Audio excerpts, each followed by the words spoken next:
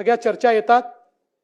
आता खूप चांगल्या पद्धतीने आपण सायबर गुन्ह्यांमध्ये महासायबर अशा पद्धतीने आपलं एक नेटवर्क तयार केलेलं आहे। हे जे आपलं हेडक्वार्टर आहे महासायबर, हे देशातलं सगळ्यात आधुनिक हेडक्वार्टर आहे।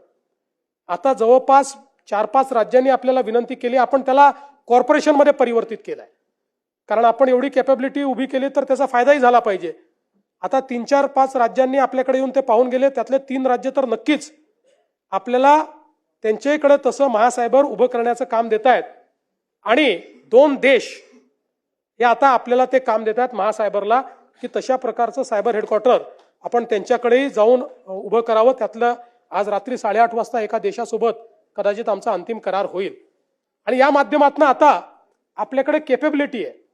आपण पूर्वी ज्या गोष्टींकरता केंद्र सरकारकडे पाहायचो त्या सगळे आता आपण त्या ठिकाणी कॅपॅबिलिटी वापरू शकतो।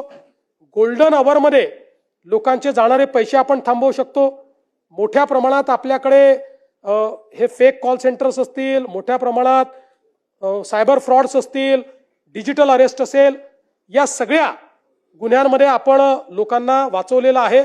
आणि सगळ्यात महत्त्वाचं की अनेक मुली ज्या सेक्सटॉर्शनच्या बळी पडल्या होत्या आणि आत्महत्येच्या विचारात होत्या, अशांना वाचवण्याचं काम या आपल्या सायबर युनिटच्या माध्यमातून झालंय। 100 पेक्षा जास्त लोक असे आहेत की आपल्या सगळ्या जे काही सोशल मीडिया चालतो, या सोशल मीडियामध्ये असं लक्षात आलं की आत्महत्या करण्याची त्यांनी काही म्हणजे संकल्पना बोलून दाखवली आहे किंवा निराशा दिसते आहे, त्यांना स्वतः हुडकून आणि त्यांच्याशी चर्चा करून त्यांना आत्महत्येपासून परावृत्त करण्याचं काम हे आपल्या महासायबरच्या माध्यमातून आपण केलेलं आहे आणि आज आपल्याकडे खूप मोठ्या प्रमाणात त्याची व्यवस्था आहे।